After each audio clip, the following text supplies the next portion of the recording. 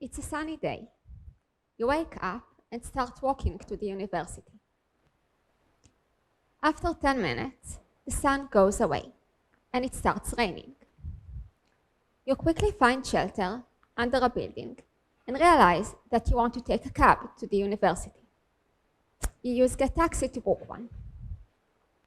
You're waiting for 2 minutes, for 5 minutes, for 10 minutes, until you realize that no driver will ever want to pick you up because the ride that you are asking for is too short. Then you have an idea. You cancel your booking and make another one. But this time you say that you want to go to Jaffa.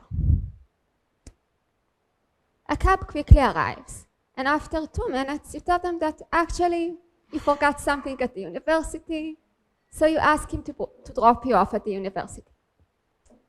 The driver is a bit disappointed, but he lets you go, and you got the ride that you wanted. If you had been truthful, you would have been still stuck in the rain. But by lying, you got the cab that you needed. Therefore, strategizing paid off for you. But you need to remember that the taxi platform involves many riders and many taxis at any given moment. What will happen if everyone lies about their destination? How would that affect the system? Let's see a setting that better demonstrates how players in a system affect each other. Every year, hundreds of medical students are assigned to hospitals all over Israel for their practical training. Each hospital needs to get a certain number of students. And each student has his own preferences regarding which hospitals he wants to go to. Some want to go to the most prestigious hospitals. Others prefer the ones that are close to where they live. The goal of the Ministry of Health is twofold. They must assign to each hospital a certain number of students, and they also want to give as many students as possible their top choices. For ease of presentation, let's assume that there are only 3 hospitals in Israel. Now, note that the goal of matching as many students as possible with their top choices is not well defined, right? This goal does not give us a way to quantify the quality of matchings. We need a more concrete definition that we can work with. For that, let's assume that students give a value of 1 to 10 to each hospital that specifies how much they want to go there. For example, if Ichilov is the top choice of Christina, then she has value of 10 for it. She has value of 8 for Ziv and value of 6 to Shiva. Given these values, our goal is to maximize their sum, which is called the welfare. As its name indicates, it is a measure for how well does a policy benefit the society.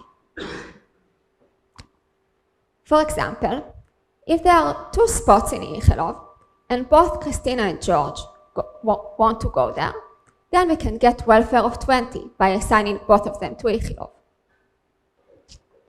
But if there is 1 spot in Ziv and only 1 spot in Ichilov, then one of them must go to Ziv. If we assign Christina to Ichilov and George to Ziv, we get welfare of 13. But if it is the other way around, the welfare increases to be 18. Therefore, this is the welfare maximizing assignment, and Christina goes to Ziv. But note that the reason for it is that George's value for Ziv is much lower than Christina's. But what happens if Christina understands how this system works and that she can manipulate it? Note that if she decreases her value for Ziv to be 0, then assigning her to Ichilov still has welfare of 13. But now assigning her to Ziv gives welfare of only 10. Therefore, the welfare maximizing assignment now says that she goes to Ichilov. Yet again, strategizing paid off. By strategizing, Christina goes to Ichilov.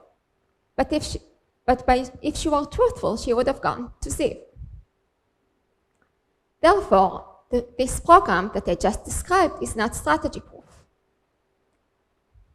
I guess some of you might wonder, okay, but why is it a problem?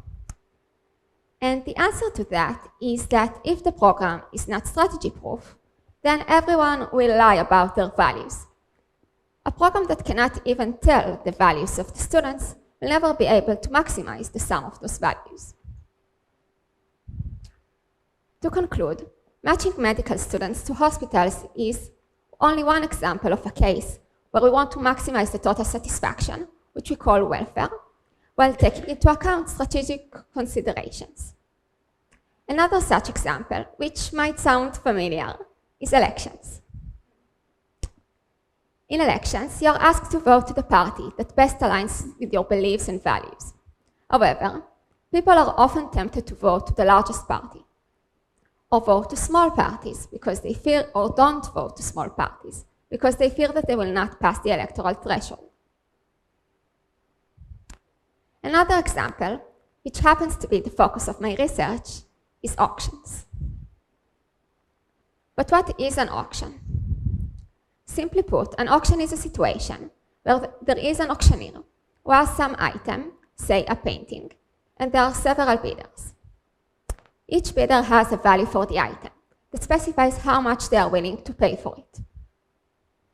We collect bids from the bidders and allocate the item to the bidder that says the highest value, and then he pays some price.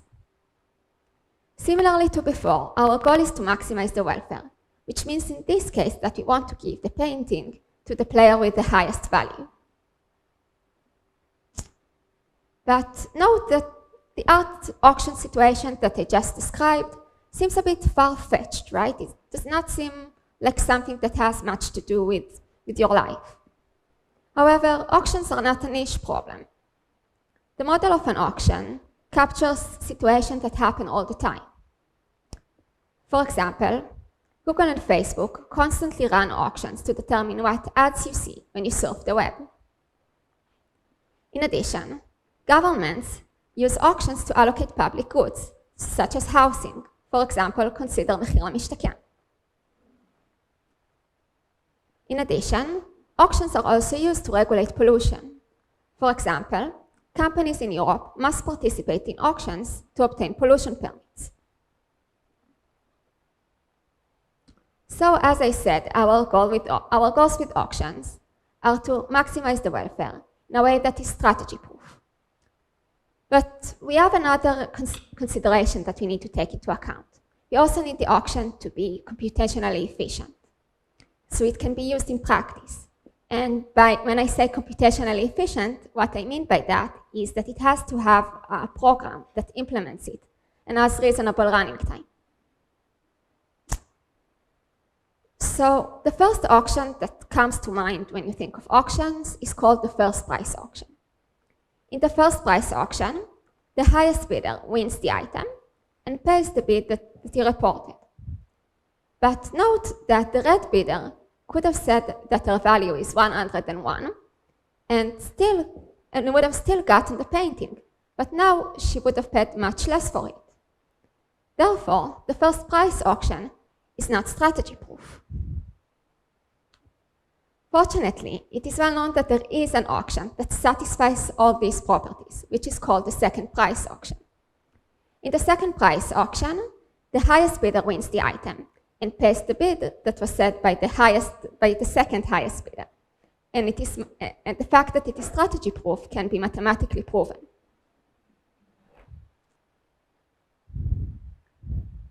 Unfortunately, when there are multiple items and not just one, we cannot extend the second price auction to work.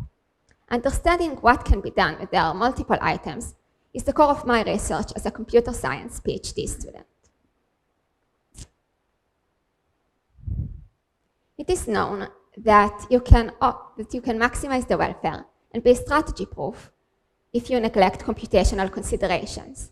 So this auction cannot be used in practice. In addition, there is a line of works that shows that you can optimize the welfare to some extent with reasonable running time if you neglect strategic considerations. But if we insist on achieving these three goals simultaneously, we are completely in the dark. In fact, this is my goal. I try to my aim is to design algorithms that satisfy all these three properties, or show that, or mathematically prove that it cannot be done. While working on it, I'm constantly engaged with mathematically elegant problems that fascinate me. In fact, the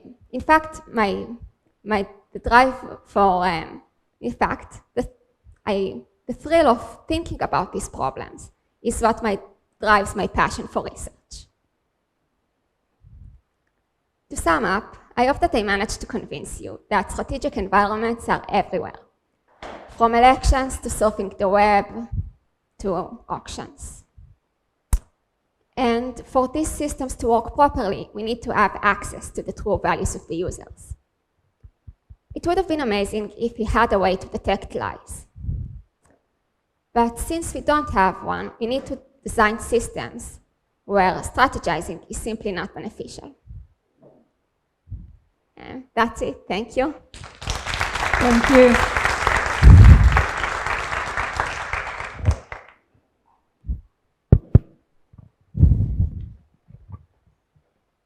So, yeah, thank you very much, a great talk. What exactly, my name is Or, I'm from the Weizmann Institute. What exactly breaks when we talk about multiple items in second price auctions? Okay, what breaks is that I think that, I simplified here a lot of stuff because, when there are many items, there could be many different valuation functions. It could be that your value for, you have a value for each item, and it could be that your value for every pair of items is additive. It's the sum of the value of each item. But your valuation can also be much more complicated. For example, it could be that there is only a certain group of items that you want to get. And for example, for these kind of valuations, which are called single-minded ones, what breaks is that it's no longer computationally efficient. Like if you just output the welfare maximizing allocation, just computing that requires a lot of computation. And it's very roughly speaking everything that they say. So I'm afraid that there is a computer scientist there that will be mad at me, but... Thank you.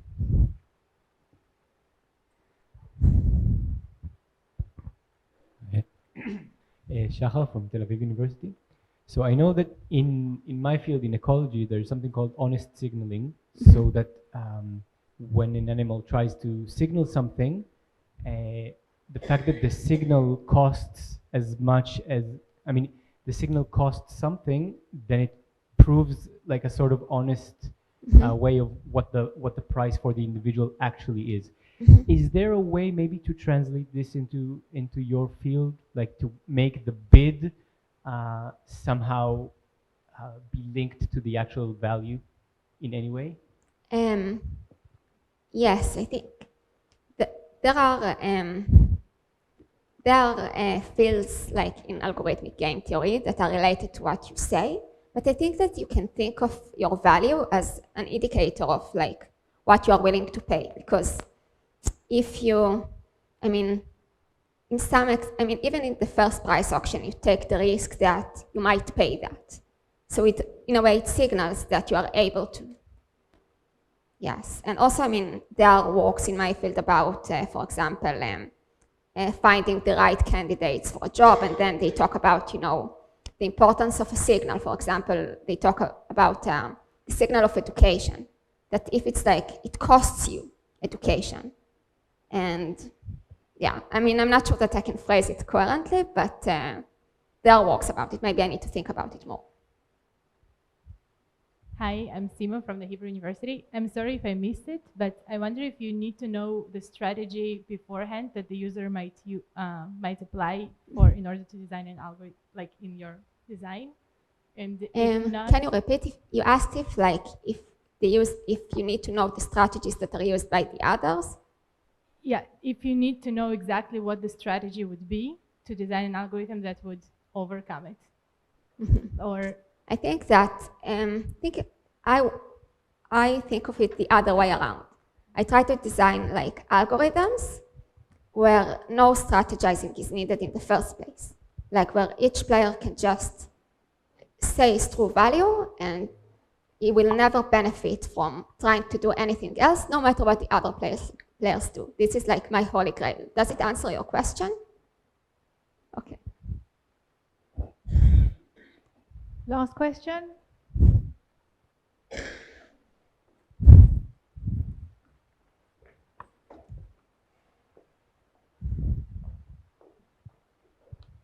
Hi, I'm Rasha from the Technion. I wanted to ask whether the algorithm works for the bidders or for the seller. For which side do you work? Okay. And the other question is, do you see some differences between different fields, maybe in different auctions? Is it the same strategy that you? Okay. So basically, it's an excellent question. And like the goal that I discussed is called welfare maximization. So when I focus on this goal, I'm definitely on the bidder side. I want to give the item to the player who wants it the most, and I'm even willing, like on the auctioneer side, to give up on some payment for it. But there is also another line of works called revenue maximization. Well, there, I mean, all you care about is to maximize the revenue of the seller as much as possible. And as for your other question, I think that understanding what strategies happen in the real world is fascinating, but my work does not focus on it. But in a way, I think that we focus on, there are two lines of work. So one that is more about like understanding, finding like a balance. See what happens if everyone does what's best for them, and another one which is far apart, which is understanding like what can you guarantee to a player if you know nothing about the values of the other players, or how do they play? They can play as weirdly as you can imagine, and you still need to have a guarantee for that. And it would be actually interesting to find something in the middle, find a way to tackle strategies that make sense, but I don't know of such a line of works. Thank you very much, Shiri.